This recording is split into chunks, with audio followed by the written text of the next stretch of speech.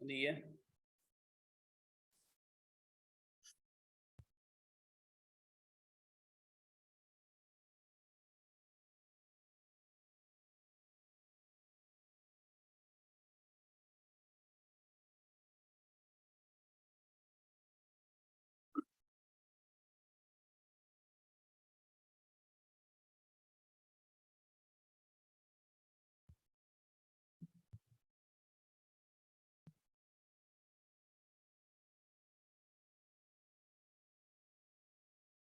Então, bom dia a todos. Vamos começar a partir de onde ficamos na aula anterior.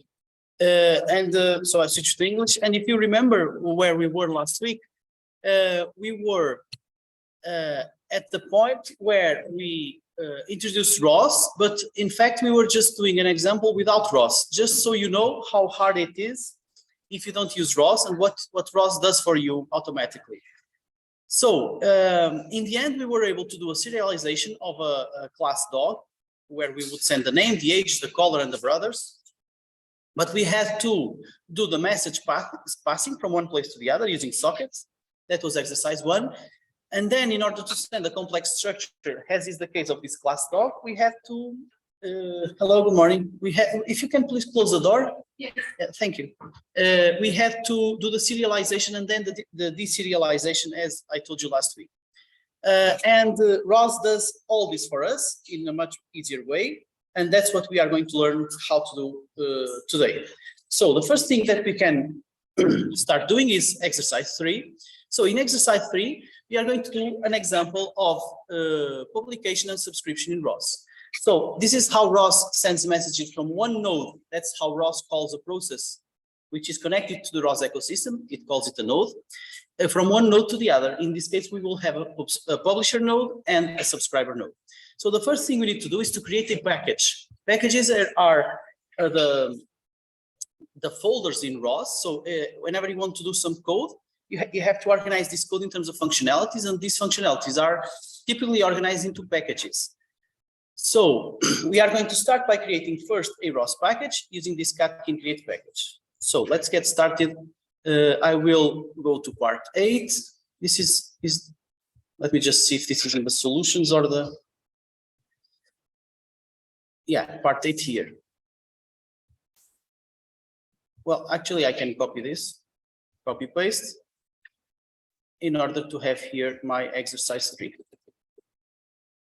No, wait, sorry, not copy paste. Again, I need to create a package. So I'm going to copy my path. So now we can, it's not as simple as just copying the folder, because a package, a ROS package, is something more complex. So you have to do catkin create package, then the name of your package. This will be PSR 22B. I have to do PSR 22B because I have lots of experiences, okay? So in this case, for you, it will be PSR. For me, it's PSR 22 because I have other PSRs from other years, and B because I tried A yesterday. Then I will put underscore part 08, and then this is exercise 3, okay? So this is how you create a catkin package. You do the command and then the name, and then you have to put what they call primary dependencies. These are the other ROS packages, which this package will depend on. In this case, we always do this: ROS CPP, ROS PI, and STD MSGs.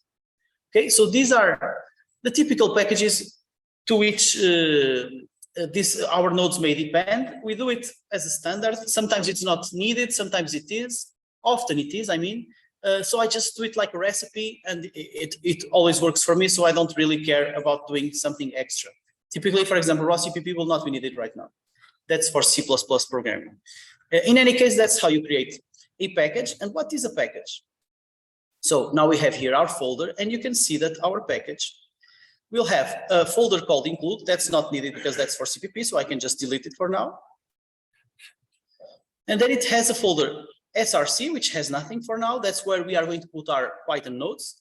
And then it has a symmetric list, that's for compiling the node, and a package XML, that's for describing the node. So if you go into package XML, it says, oh, the name of the package is this one, yada, yada, yada, lots of stuff. I depend on this kind of packages, okay? That's how ROS describes the package. Now, what do we want in this case? We want to create a publication subscription example. So first let's get started with the standard example for publication and subscription. So if I go into here, I'm sure you've done this before because you were supposed to do the tutorials. So this is the example for publishing and subscribing. So let's copy paste and then analyze. I'm going to copy paste. So again, as I told you, the ROS nodes are placed in the source file. So I'm going to create a publisher.py, okay? And I'm going to paste the code for the publisher. Now I can copy paste the folder. Oops, sorry. Copy paste the folder, and I can rename it to subscriber.py. Yeah, that's it. And of course, this code is not correct, so I'm going to delete it, and I will copy paste the subscriber code. Here it is. So copy paste. Paste. Okay, so here we have the standard code that you have in the ROS tutorials for the subscriber, the publisher on the left, the subscriber on the right. I'm going to start reshaping this to be closer to what we had before. So, well, first things first, let's get into this folder. So now we can go into PSR, and now we can go into SRC, and you can see that these two .py files are not executable. So I have to do the famous chmod 777. I would put here publisher and then subscriber. For both, I can put just a star. Star means everything, all files. Okay, so now they are green, we can launch them. We can actually launch them as they are, but I'm going to start reshaping them first. So first, you know that we always have this if name equals main, and then we have a main function. In this case, they call it the talker, but we are always calling it the main. So let's call it main, okay? We can just do this instead of this exception. So let's just call main when we run this as the main. This is what you know already. Then we have some imports which are important, the ROS.py import. And then what are we doing? We are going to first, again, I don't agree with this. First, we are going to initialize our node. This is how a code will register in the ROS ecosystem and say, oh, I'm a node. I'm going to communicate with other nodes, with other ROS nodes. So that's the initialization of a ROS node. Okay, so you can have a code which will run. If it doesn't have this line, it will not be a ROS node. It will just be a process being executed.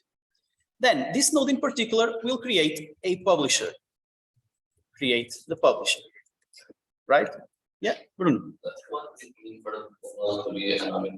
Yeah, we will get there in a moment, okay? Remember to ask me again when I start launching several publishers, okay? Publisher. So I'm going to change the name of the node. So this is going to be the name of the node. And here I'm going to do the creation of the publisher. So all this stuff is initialization. You remember that I told you there are three big components of a code: the initialization, the execution, which is typically a cycled execution, and then the termination. So in ROS nodes, this is much more clear. Sometimes in the others, this didn't always apply. For ROS nodes, it almost always does. So this is the execution, and then typically not 33.3 YY. Typically, we'll have here the termination, which often contains nothing also. Okay, so initialization, we are going to initialize our ROS node. We are going to create our publisher. That's fine. Then for execution, we are going to define a variable which will define the rate. Let's put here 1 Hertz. Then we are going to do a while ROS.py is shut down. That means I'm going to run this loop until there is something going wrong with ROS, at which point the cycle will terminate, and also my program will terminate afterwards because there is no more code afterwards. So here I'm going to create a string. So just to be, I use another format. This is an F string. I go crazy with F string. So I'm just going to use the standard format that we use, that I told you how to use. So hello world space, the time, the current time. That's it. Then I'm going to say something like, I am sending or publishing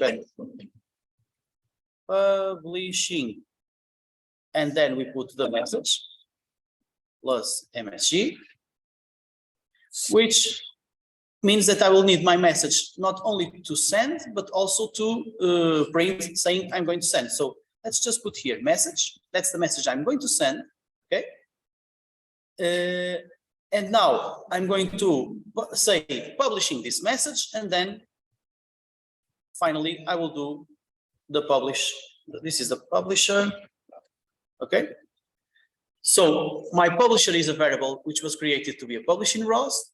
And now we are publishing the message. That's it. Okay. So this is the same, but reshaped to be more or less fitting my style and the style that I've been teaching you in these classes.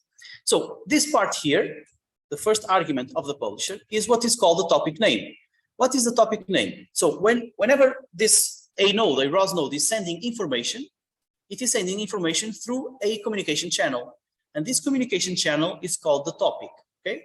So in this case, the topic is called chatter. It could be conversation or something.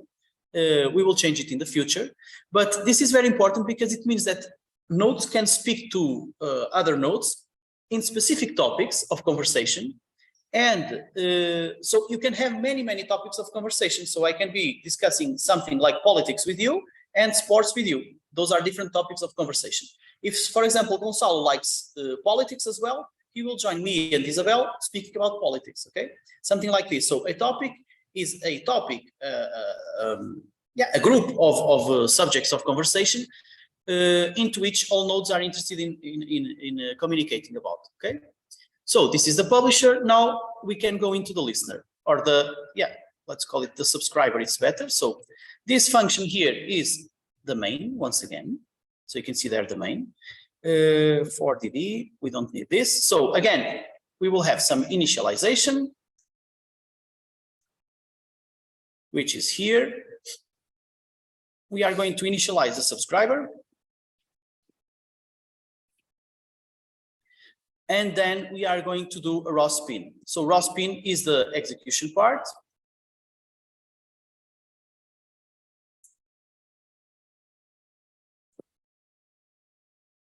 Okay, so here you go.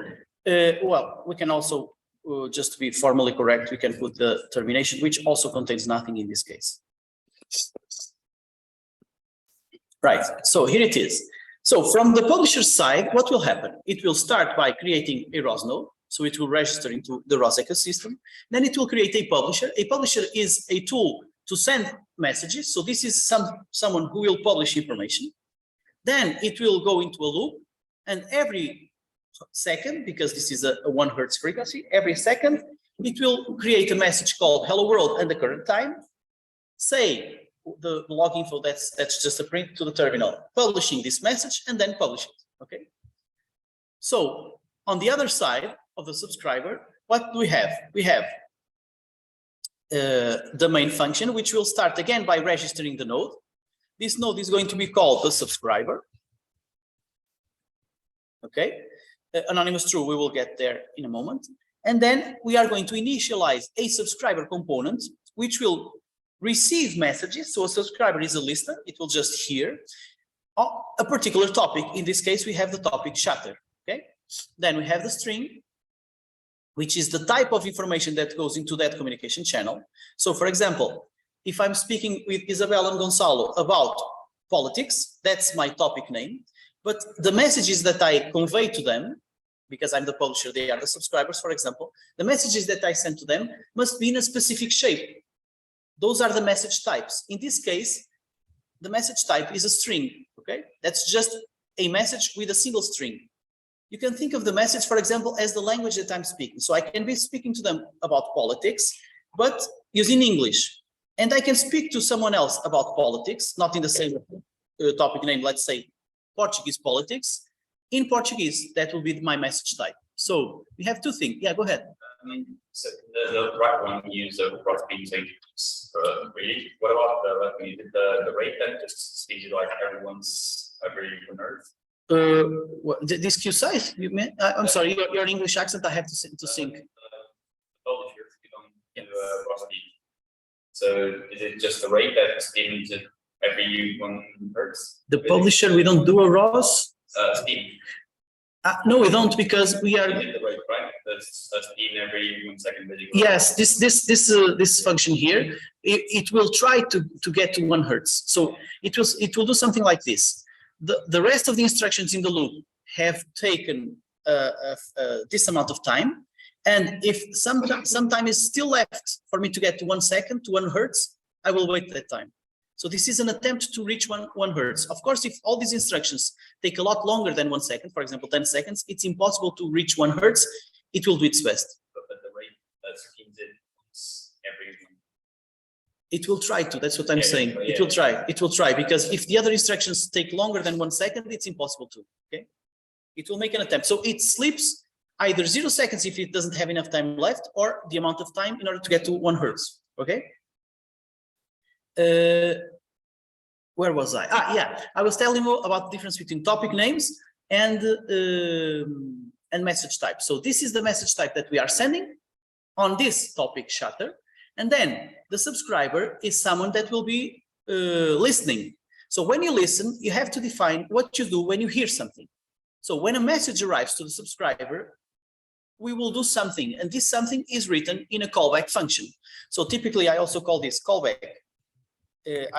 Actually, I call it MSG received callback. So this is my callback for the message received. Again, a function that is called when an event occurs. The event now is not the clicking of the mouse, as you did in OpenCV, it's the receiving of a message. And when we receive a message, let's just say, well, this is our message. And let's just say, okay, I received, and now we're going to do plus str message data. Okay.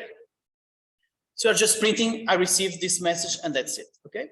So I'm not sure, of course, this is new for you. Well, not so new because you did the tutorials, but what I'm asking you to do is to remember what we did last week and compare against it.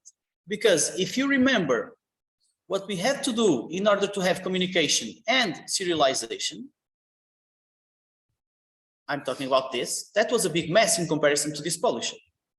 Okay? So all this had a lot of code footprint, specifically designed to do the communication, whereas in ROS, the communication is handled much more elegantly and simply, okay? Not only the communication, but also the serialization, okay? And that's the next exercise. So this is the first exercise, the third exercise here, number 3. And let's just see if this works, okay? How do we do this now? Well, for starters, we have to make sure that this ROS package is found in our ROS ecosystem. So one way to figure out if this is running or this is working or not is to try to do a ROS CD, not for people with so PSR 22B should be, yeah. So if I can't find my package, I should do ROS pack profile to try to update the ROS packages. And now, if all goes well, I should be able to do ROS CD PSR 22B. That's our code right now. This. So it was able to find my package because it was able to do a CD into that package. So from the moment that we are able to find the package, that's good news. Now we can try to do the execution of the package, of the nodes inside. So let's just go to source, okay? And we run the /publisher. So if I run this, yeah, right. In my case, I have to put here Python 3 in order to have the Python 3 activated. Otherwise, it will try to run this code with Python 2, and that's the problem.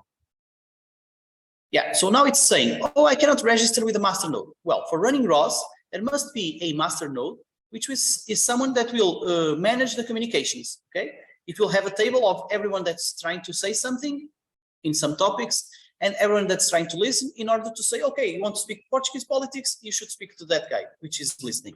So this manager is launched through the ROS core, okay? So you should launch ROS core, and when this is running, up and running, then you can start the ROS node, which will talk to ROS core and start publishing in this case. So this is our publisher, okay? By the way, parentheses, you should install something called Terminator. This is Terminator. you just do sudo apt get install terminator, okay? And after you do this, what's terminator?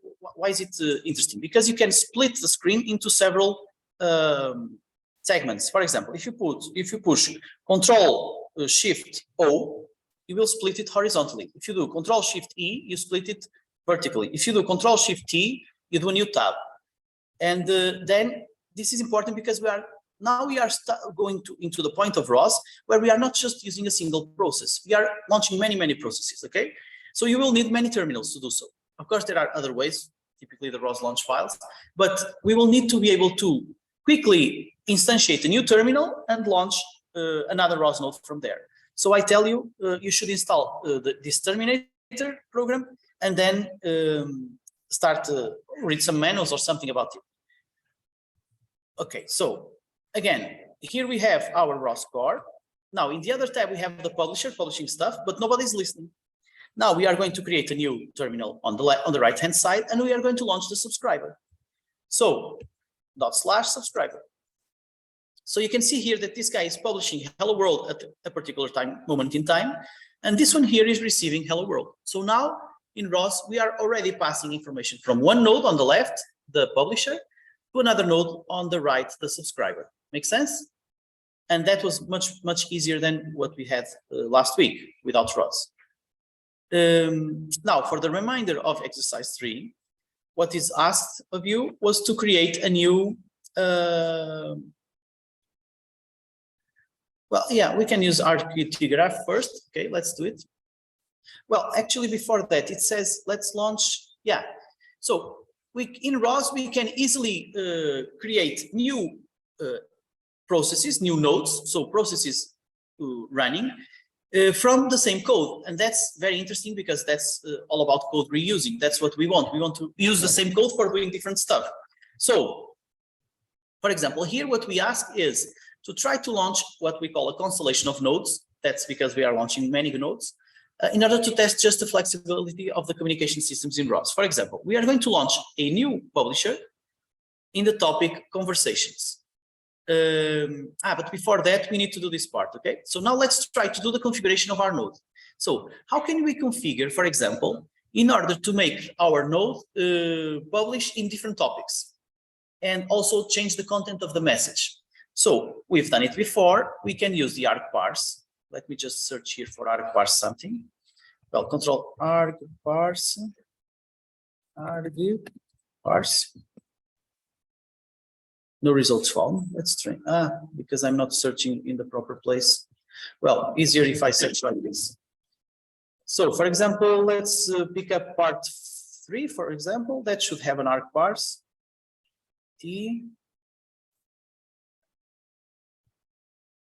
No argparse here. Well, I'm out of luck.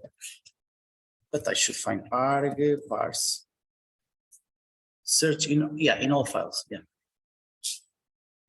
Okay, so for example, here import argparse, blah, blah, blah, blah, blah, blah.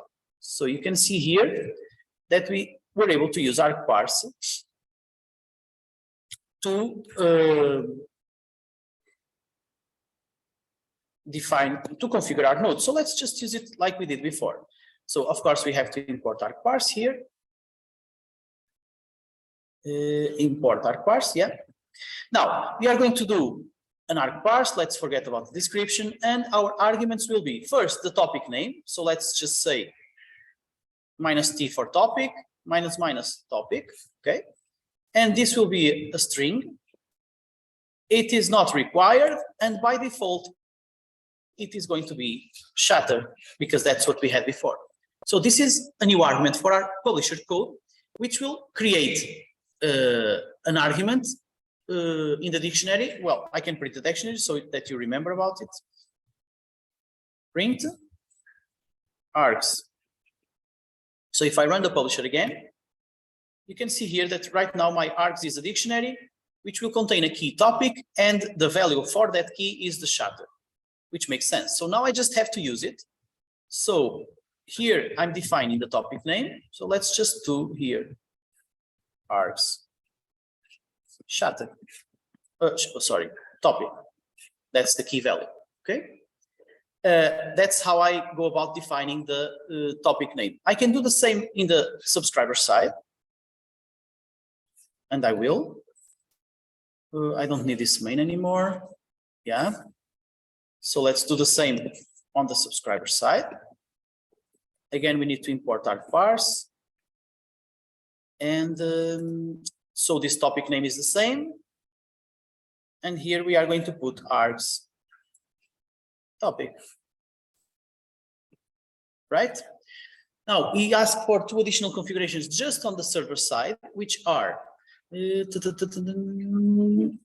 okay, for the publisher, it should still allow to define the content of the message and define the frequency of sending. So we are going to define a new argument, which is going to be called -m and MSG. That's the content of the message that we are trying to send. And by default, we are just going to call it hello world. Right? And now we need a new one, which is the frequency. Let's call it F minus frequency. And right now, this is going to be an integer. Also not required by default, it's going to be 1 Hertz. Okay. Now, where do we put the message and the frequency? For the frequency, it's easy. It's here. So args frequency. And also for the message, it's quite easy. We just have to replace this hello world with the args message. Sorry. Make sense? This message, well, let's put a space between the message and the time. That's just a space. Okay, let's see what we can do now. So we can still launch the node like we did before, and we are using the default values for the variables. But for example, right now we are publishing hello world. Let's try to publish something different. Let's try to publish a message which will be hello PSR people. Okay, so now we are sending a different string, and if we launch the subscriber, it will receive the new message being sent. Okay, we can also, of course, launch this with a different frequency. Let's say 5 Hertz instead of 1. You can see the prints are coming much faster because we are doing 5 Hertz instead of 1 Hertz. So I'm not sure if you realized the amount of flexibility that we've already shown, because in the examples that we did last week, we would have to shut down the publisher and the subscriber, the server and the client, and then restart them again. In this case, we can shut down one of the nodes and the other keeps on running, and everything works fine. This is very interesting for flexibility.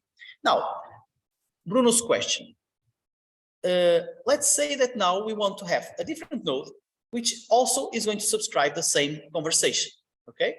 Now, if we have a second subscriber, that's what we're talking about. What if we don't have this anonymous true? So let's do anonymous false, okay? So we are going to launch the subscriber once and it's running, no problem. Now let's launch the second subscriber. And this will happen, okay?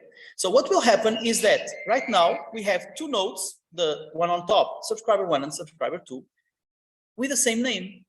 And this cannot be in ROS. In the ROS ecosystem, each node will have to have a unique name. So because here I'm saying in my code, oh, my node is called subscriber, when I launch a second instantiation of this same code, we will have a second node called subscriber as well.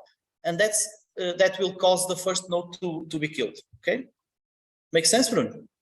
So it's like you are called Bruno Silva. We cannot have any more Bruno Silvas here. Otherwise, that's a confusion.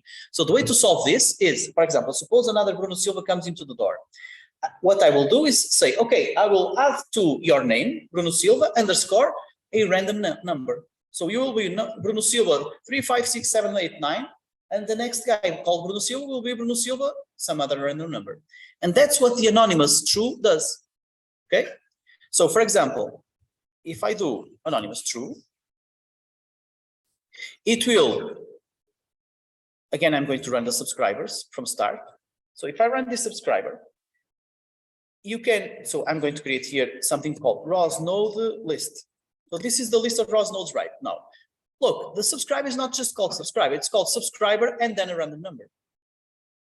And then if I launch another subscriber, it's still working. Why? Because we have no name collision, because now we have two subscribers with very strange numbers. Make sense? So the anonymous true is used to instantiate multiple instances of the same code so that you don't have name collisions, okay?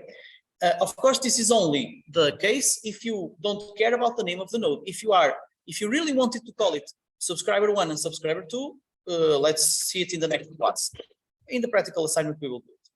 So, but what's happening here right now? ROS has a lot of debug tools. In this case, we are going to talk about RQT graph. So this is a graphical representation of what's happening in the ROS ecosystem. So ellipses are nodes, ROS nodes, so processes being executed, up and running. So in ROS, most processes don't just do something and they die. They live, because this is like a robotic system. So all processes are running continuously, cyclically. So we have a publisher node, we have two subscriber nodes, and then we have a chatter topic, and you can see that the publisher is sending information to the subscribers. This is a publisher, and this is a paradigm which is called the publication subscription paradigm. So it's as if I go into a square and I start speaking to everyone that wants to listen. So the publisher is speaking on this topic, as if it's someone on a pedestal in a square, in a public square, and everyone that wants to listen is able to listen. So that's why when I plug in, when I plug in yet another third subscriber, and I do the refresh, now we have 3 subscribers. So one more people in the square listening to the crazy guy speaking on the pedestal, right? So this is all very flexible. Of course, you can do the publication on another topic. For example, here we can do the publication on another topic. For example, on the -- topic. Oops, sorry. Conversation, right? And the message will be nothing to say. So this is an empty conversation. So for now, what we have is a second publisher, which is just publishing on topic conversation and nobody is listening. Of course, we can now launch a 4th subscriber, which will listen to topic conversation. You can see here, it's already receiving the proper message, nothing to say. But if you want to look at it graphically, you can see this, okay? So ROS is really, it's great, because I did this manually for many years. It's really great in putting nodes communicating to each other, okay? So the communications part of ROS is one of the best things in ROS. There are lots of other great things, but this is one of the best, I think, okay? So lots of flexibility, lots of configuration, and no problem. So, but still, there is something still to be solved in comparison to last week's class. So let me just shut it down. It's easier like this. ROS core, we will need it. And then we have here another. Now, if we go into exercise 4, that's the part that was missing in comparison to last week's, which was the serialization, deserialization. Right now, we're just sending a string. That's easy to serialize, deserialize. You just send a string and you pick up the string from the other place. What if we want to send more complex data structures? ROS also solves that very elegantly, and we will see how. To test, we are going to use the same dog message that we had before. So we are going to create a message similar to the class dog that we created for exercise 2, okay? So we need to see how we can create messages in ROS. That's this kind of thing. So the links that I put here are not links for you to see if you have nothing to do on a Sunday afternoon. These are real important links, more often than not. So how can we create a message? In order to create a message, we need to create a message folder inside our package. So I will create this another ROS package. Right now I can just copy paste, because if I just copy paste, what I will do is I will change the name of the folder. But remember, a package will contain the package XML, where you have the package name there, and the symmetric list XML where you have the package name there. So it's not as easy as just copy paste the folder and everything inside. No, if you want to create a new ROS package, you might as well use the functionality for creating new ROS packages, which is the catkin create package. So that's what I'm going to do. I'm going to create PSR 22B part 8 exercise 4. So, well, first we have to get there. cd catkin workspace PSR, cd source, cd PSR, blah, blah, blah. Part 08, right? And okay, now we are here. So the last command that I did with catkin create yada, yada, yada, that was it. So this was the last command that I used. At that point, I did PSR 22B part 08 exercise 3, and I'm going to do exercise 4, right? Enter, new ROS package. So here's the new ROS package. Well, let's collapse this guy. We also don't need this guy. Here is the new ROS package, okay? So let's say that we are going to start exactly with the same code for the publisher and subscriber. So let me just copy paste this code. That's our starting point. The include is not needed, as I told you before. And now we are going to create the message. So let's just write quit all. Okay. Now let's create the message. That's the first thing to do. As I told you, we are going to create a message in a ROS package, of course. So we are going to create a message folder, MSG. Inside this message folder, we are going to create a special file. In this case, it's called dog message. So this is a special format, which is the .msg format, a special format in ROS. This is not Python, not C++, not Java. It's no particular language. It's just a standard to define messages. How can we define them? Well, we have several types. In this case, string, uint8, blah, blah, blah. And then we create just the name of the variables that we want. So to define a dog, I have a name, which is of type string. Then I also have a color, which is of type string. Then I have uint8. Let's say nobody can be over 200, no dog can be over 255 years old. So let's say that we have an integer with 8 bytes for the age. And finally, we also need a string for the brothers. So brothers, yeah. But the brothers are not just one, there are many. So we have to say this is an array of strings, okay? So this is how we define a custom message in ROS. And you should ask, why don't we just use the Python formulation or the C++ formulation? Well, the reason is that these messages in ROS are in this special format because then they are going to be compiled into all the languages that ROS supports. So this makes it possible that your publisher node is running Python, for example, and because this message was translated both to Python and C++, your subscriber node can be receiving information and your subscriber node is in C++ while your publisher node is in Python, okay? So this is another layer of flexibility, which allows you to do a constellation of nodes, not all of them in the same language. They are able to pass information through the messages, although they are not using the same programming language. This is, again, a very interesting point in ROS. So this is how we define the message. Now we need to do a few other extra steps. So first, I'm just following the tutorial. We need to uncomment the message generation and the message runtime in the package.xml. So I go for my package.xml. I search for my message generation and I uncomment it. And I also search for my message runtime and I uncomment it, right? I only follow the tutorial blindly. Next, I go into my cmake_list.txt and I'm going to search where it says find package required components and I add the message generation, this part here. So go into my cmake_list.txt. Here is the required components and I need to add here message generation. Okay, one more item in the tutorial. Next, I have to search for the catkin depends and add there the message runtime. So search for catkin depends. Where is it? Here? No. Yeah, it's here, right? So I have here my catkin depends. There was some other stuff there. I will leave it as it is and just add the message runtime.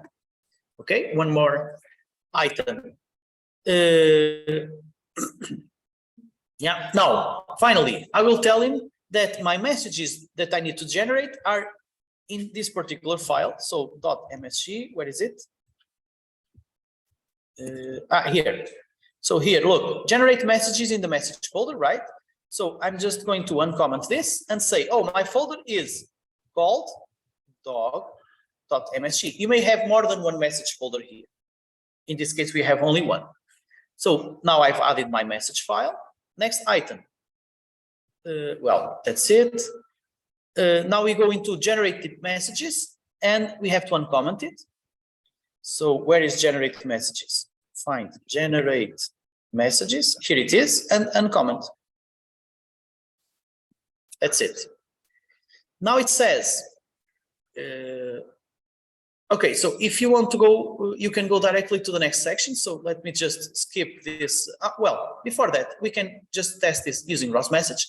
So now, after we do all this, in principle, we have our message defined. How do we know if our message is properly defined? First, remember, we created a new package. So because we did that, let's see first if we have the new package available. So 22B. And it immediately expanded to exercise 3. That means it did not find 22B exercise 4. That's because we created a new package and we did not update the list of packages. ROS-pack profile, and now ROS-cd to PSR 22B. And now it says, oh, it can be exercise 3 or 4. So now it's 4. So that means that we are already finding our new ROS package exercise 4. That's good. Now we can see all the messages by doing ROS message show. And now it will ask you for the package name. So it is going to show all the messages in a particular ROS package. In our case, it's going to be PSR 22B exercise 4. Yeah. Sorry. No. Yeah. Now it says inside the exercise 4 package, it contains only one message, which is called the dog message. And if you ask to show this dog message, it says, oh, there is a name, a color, an age, and several brothers. Okay. So that means also that the ROS ecosystem was able to find this message, which is a good checkpoint. Next, we are going to move straight away into the last steps. Number 5. So unless you have already done so, do this, generate messages. We did it. So this is done. Now we are going to compile. So we need to do this compilation step, which we don't usually do in Python. So when we are programming Python, we don't compile because Python is not compilable. However, this particular case of generating messages, you start from a .msg file and you have to compile this message format for Python and for C++.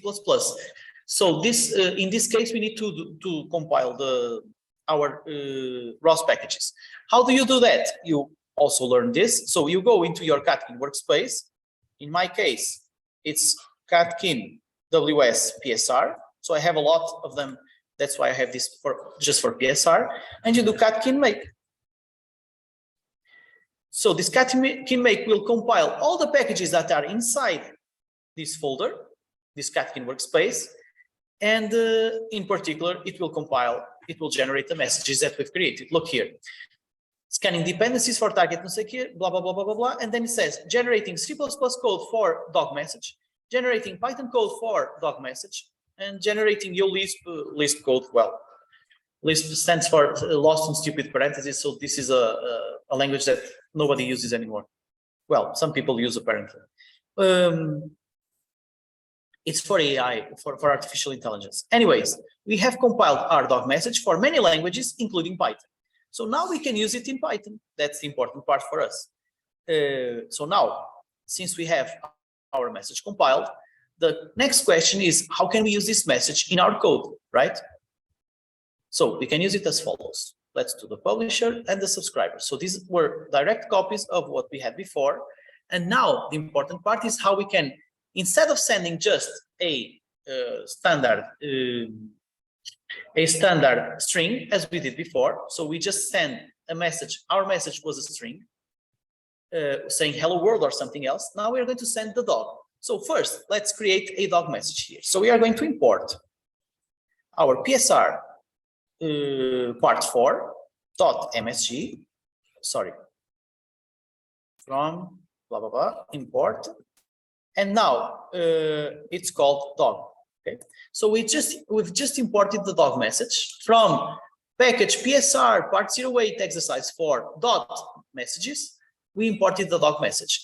That's interesting because now we can define a dog. So now let's define a dog. So our dog equals a dog. So this message, in fact, is a class in Python. So we are just instantiating the dog class. Okay, so we are creating a variable of type dog. Because it's a variable of type dog, we know that it will have these particular fields: name, color, age, and brothers. So we can do dog.name. Henrique, what was your dog name again? I forgot. Dalila. And the string, well, sorry, dog.color. Well, tell me. Dog age 5, dog.brothers, append. Yeah, I remember now. Zeus. And the other, sorry? Rex, yeah, I remember.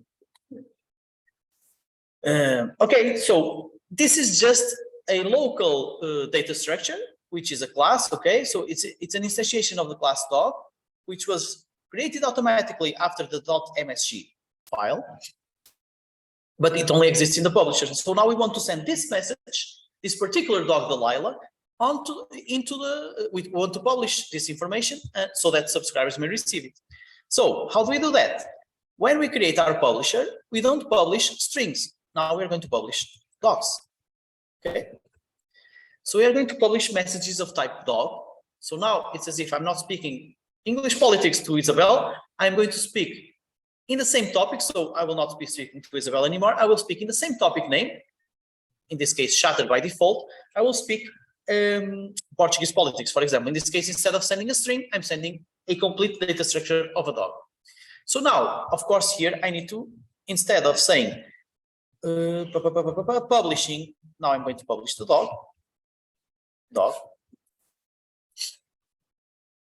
And this message is not needed anymore. And now I'm going to send the dog, right? So I'm just sending the dog, nothing else. And the dog is a complex data structure. That's the point. I think the Lila has more than one L. Well, so let's see. Now, how can I run this code again? I can go into the folder name like I did before. I could go to cd source, cd PSR 2020 blah blah blah, cd part 08 blah blah blah. Aren't you getting tired of trying to cd your way into the ROS nodes? So they are always in a strange place. It's hard to cd all the time to them in order for them to do /publisher sum. So ROS solves this as well by doing the following. You can do ROS run. That means run a particular script, and now you have to specify the package, ROS package, where you want where the script is. So in our case, PSR 22B exercise 4. Now it says, oh, I have two of them. Which one do you want? I want the publisher. So this allows you to run a particular node without knowing where the node is. You just know that the node belongs to a particular package. So you don't have to know where it is. So here is the publisher publishing the dog information. And now we can actually go into the subscriber and do the adaptations in order to receive this dog information. So in this case, we are going to do a subscriber, and it will subscribe not in the same topic, of course, but not dogs. Rather, it will subscribe not dogs, not strings, rather dogs. Okay, so now we are receiving a dog, and our message received callback will receive a message. And now we know that this message, I received string, and I can just print my string because this will be a dog, and ROS knows how to publish the messages. So I can just do this. Yeah, let me just change the line. It's easier perhaps. And here plus another line change. I think that's all we needed to change. Let's see. So left-hand side, the publisher is already publishing docs. Right-hand side, Rosran, PSR 22B, exercise 4, subscriber. Okay, so now we are receiving the doc on the right-hand side. So you can see that it was very easy to create a new message. And after defining the message, Ross takes charge of doing the serialization, deserialization. So what's happening here is that the complex data structure doc, which has many fields, one of them variable because the number of radars is not fixed, is being sent from one place to the other through serialization, deserialization, but this is completely automatic. You don't even realize that it's happening. What you know is that you had a class on the left-hand side of a dog with particular values in the fields of the dog, and on the right-hand side, you have the same class. You have a copy of that class. And these are different nodes, different processes, okay? So that, let me just see if I need to do some, well, I will not have time to do the service. I will do it in the practical classes. Yeah, Bruno. How do you use the class from the text.txt file? I didn't, Ross does it.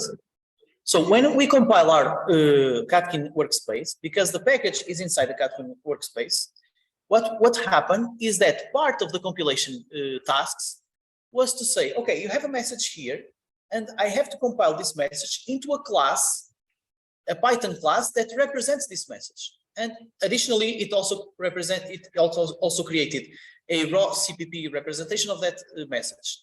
But what happened is that it created automatically a Python class of a dog, which represents the message.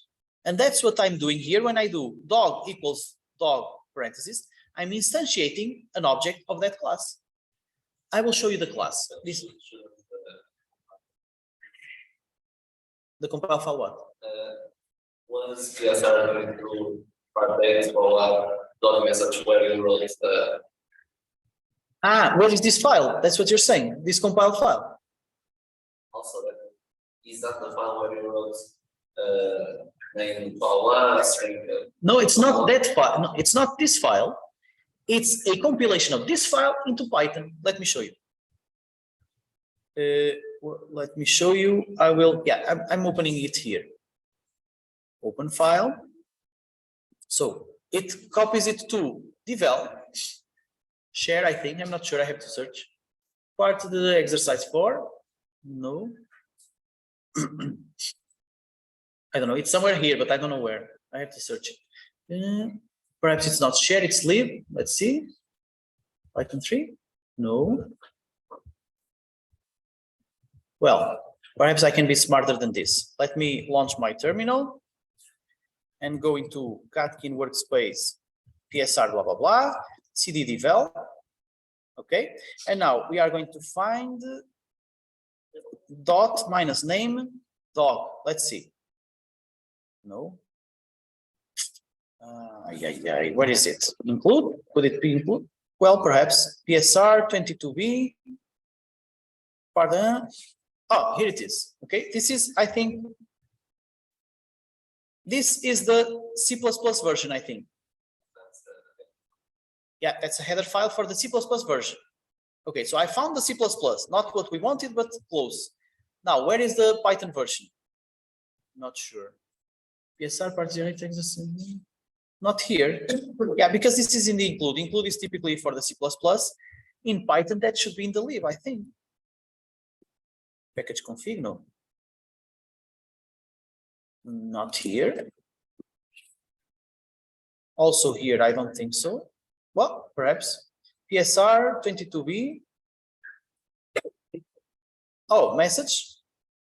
Here it is. Underscore dog 5. So this is the automatically generated class dog that we are using. Okay. So I took a long time because your question was, where is it? And in Ross, the correct answer or the easy answer is, I don't care. Ross takes care of it. Okay.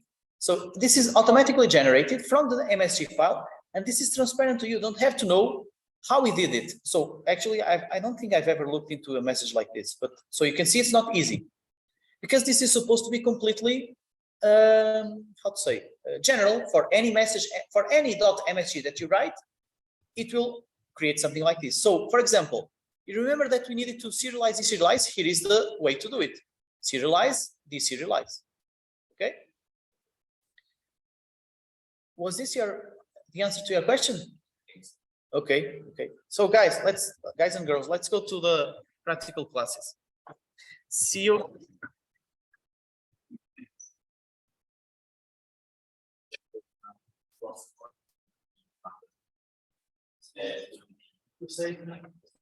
Do pouco que quer dizer, já vemos para o assumir agora. Mas vai assumir o tempo primeiro. Assumir o tempo primeiro, massa, ok, eu começo a falar. Sempre de perguntar, massa, ter a tabela.